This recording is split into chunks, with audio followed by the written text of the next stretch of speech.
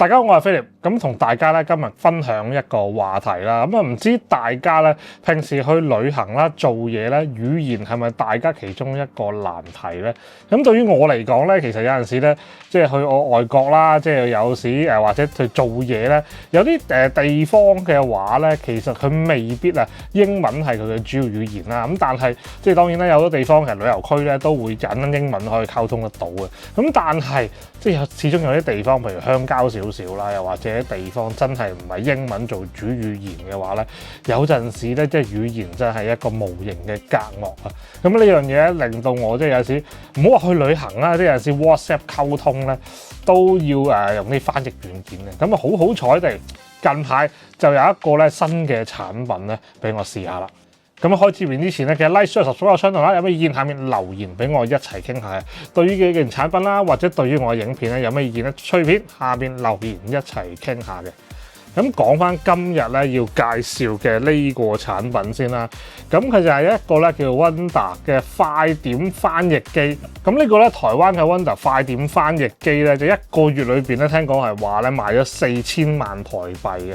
咁都幾犀利啊！咁所以咧即係一個台灣牌子老牌嚟嘅。咁啊所以咧即係都有好有興趣咁試下咧一個咧咁嘅台灣嘅一個牌子出嘅一個咁細嘅翻譯機咧，究竟嘅效果係點樣？今條片咧同大家去試下，究竟咧幫唔幫到手啦？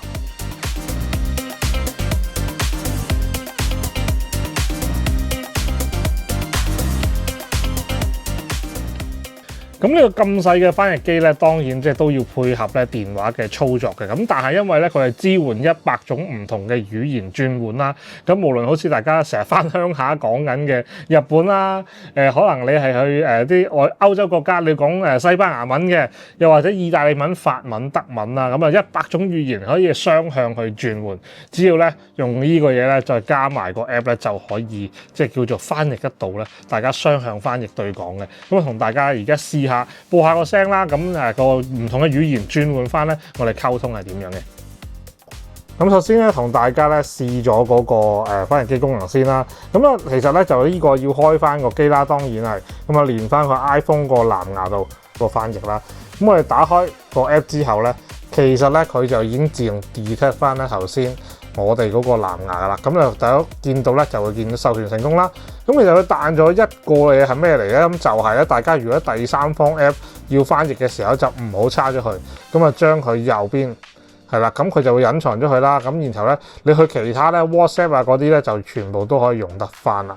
咁我如果點樣翻譯咧？而家當我而家係呢個粵語啦，即係我哋講廣東話啦，同英語嘅翻譯嘅。咁我哋要翻譯嘅時候咧，當然咧就要撳翻呢個翻譯機嘅掣啦。咁然後咧直接講翻咧我哋需要翻譯嘅嘢，譬如係咁樣啦。我哋而家試緊呢個翻譯機，究竟佢咧將廣東話轉成英文之後咧個翻譯係點樣，同埋佢快唔快嘅？希望咧大家咧可以睇得到個結果係快嘅啦。已經好快咧，個英文同埋個廣東話咧已經出咗嚟，即係原文我而家係啲乜嘢啦，跟住咧個翻譯個英文係點樣嘅？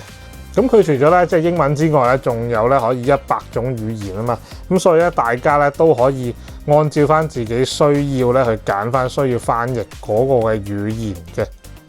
嗱，譬如啦，我而家要去一個地方，佢係講土耳其冇啦，泰國啦，泰國大家都成日去啦，咁啊翻譯泰文，咁我哋都係粵語轉泰文，我哋就撳。我想請問下地鐵站點樣去？有邊度可以行得快啲？嗱，佢就會翻譯咗出嚟啦。咁就係一個咧原文啦，就係廣東話啦，同埋咧嗰個嘅泰文出嚟嘅。咁下面仲有咧，即係4個功能係乜嘢嚟嘅咧？咁就係咧，譬如佢翻譯啦，即係當然就係呢個翻譯啦，可以唔翻譯嘅，純粹咧出現個文字啦。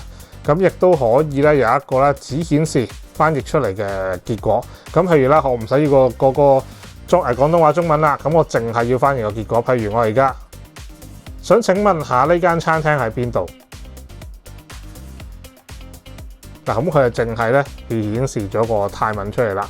咁如果你需要係見翻自己原文，睇下佢認唔認有冇認錯咧，咁就你可以咧就係用翻頭先嘅功能啦。如果唔係咧，就可以開翻呢一個只顯示譯文。咁如果咧大家咧需要即係做一個即係播聲出嚟啦，佢翻譯完播聲出嚟就可以開咗呢個報播。咁然後揀翻，譬如我而家揀日文啦，日文咁我講完之後咧，佢就會自動讀翻個日文出嚟啦。想請問下邊度有廁所可以去咧？どこにトイレがあるか聞きたいのですが。咁佢咧就會即刻咧講翻嗰個嘅日文出嚟啦。咁譬如咧頭先提到咧，可以用第三方嘅軟件啦。咁你只要咧set 好咗，譬如我要翻譯嘅語言啦，亦都咧呢個咧視窗咧唔好閂埋去，就咁咧就畫個側邊咧就可以。譬如我而家入翻咧 WhatsApp 嘅畫面先，咁喺個 WhatsApp 入邊咧，只要撳翻呢個掣咧就可以用翻頭先嗰個功能啦。想請問有冇相機賣啊？嗱，咁就會咧，佢會顯示翻頭先我哋講嗰句説話嘅英文版啦。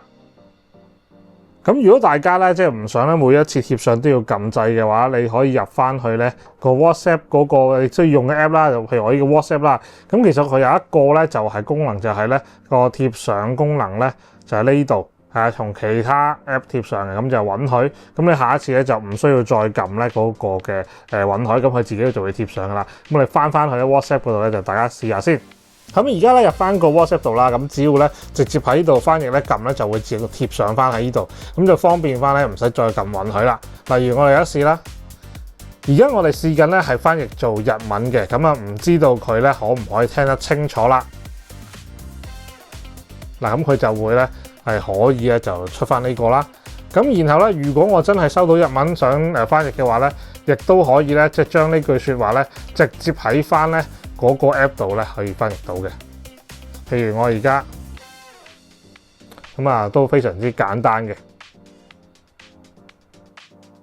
咁其實呢個 app 咧都幾快嘅，即係佢認個聲啦，或者佢個反應都幾快啦。所以有陣時即係我哋即係都知道啦，即係好多嘅翻譯軟件雖然係都可以裝個 app 啦，例如好似 Google 嘅翻譯啦，咁但係有陣時咧佢翻譯都幾麻麻地嘅。咁我其實都唔係好相信佢嗰啲翻譯嘅即係軟件嘅。咁但係咧呢個咧作為即係老牌嘅翻譯嘅牌子啦，咁其實翻譯出嚟咧亦都好快啦，都比較準啲啦。咁所以喺唔同嘅語言轉換上面咧，即係應該都可以方便咗大家有陣時咧去即係叫做翻譯啊，即係去到旅遊咧都可以咧利用到呢樣嘢啦。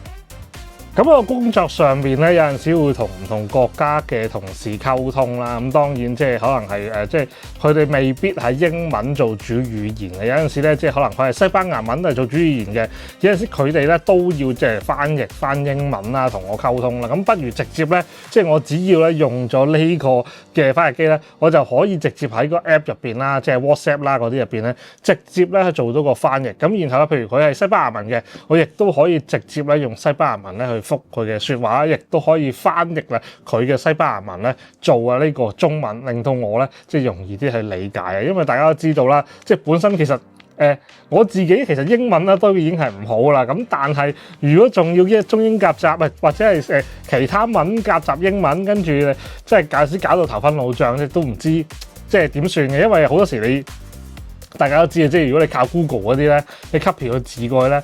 可能你會明白到佢嗰啲意思嘅，但係問題咧，你講出嚟中文啦，好啦，或者你嘅英文又好啦，翻譯去到其他語言嘅話咧，有機會個意思咧真係會錯咗，咁就尷尬啦。咁所以咧，一個咧比較精準嘅翻譯機咧都係比較重要，亦都可以咧，佢係直接可以喺個 app 入邊用到嘅話咧，即係我就唔使又要退出，又要褪入，又要即係轉另一個 app 翻譯，又要 copy 翻個字擺翻落去，直接咧喺個嘅其他app 度咧，第三方 app 咧就已經做到。咁嗰時咧，大家知即係我自己本身好中意用 WhatsApp 嘅，咁我諗香港人大多數都用 WhatsApp 多啦，咁就會咧喺個 WhatsApp 度直接就用到啦呢個 app 啦。咁我都明白嘅，因為其實咧有陣時咧，即係大家都見過好多翻譯機咧，即係都係比較大隻啦，有陣時係要帶多粒嘢啦。咁其實咧，佢呢嚿咧個設計就係咧比較細隻啲啦，咁啊配合個 app 去使用啦。咁所以咧，如果大家驚唔記得帶啦、唔見啦，其實佢仲可以咧貼喺個機背上面咧，即係作為使用。咁大家咧變咗就唔使驚啦，即係唔知擺咗喺邊度啦，亦都唔記得帶啦。又或者係即係如果你係需要咧，即係可能同我手機支架使用咧，佢都可以做得到啊！咁呢樣嘢咧就會方便翻咧，我哋帶一啲嘅即係翻譯機麻煩嘅情況，亦都係頭先係經常提到啦，用一啲即係唔同嘅即係 Google 嘅翻譯咧，即係你大約個意思都 OK 嘅，但係你要好快速、好精準地翻譯嘅話咧，就咁個問題就出現啦。咁所以咧，今次可以試到呢個產品啦，亦都可以幫到我咧去了解啊，原來而家即係嗰個翻譯咧，即係都方便咗好多喎。咁如果大家咧即係對一啲翻譯嘅機有興趣嘅話，歡迎下面 description 度 link 咧就撳入去睇下嘅。咁我相信咧，即係如果有需要嘅話咧，都應該大家會有興趣睇下佢嘅。咁今日咧簡單嘅分享到呢度啦。咁對於呢個產品翻譯機有咩問題啦？又或者咧，即係如果我有咩問題咧，歡迎下面留言一齊傾下嘅。咁嘗試去討論下唔同嘅方法啦，唔同嘅即係產品啦，我哋都可以一齊傾下嘅。咁我哋下一次再揾其他多新嘅同大家咧去介紹下啦。我哋下次再見，拜拜。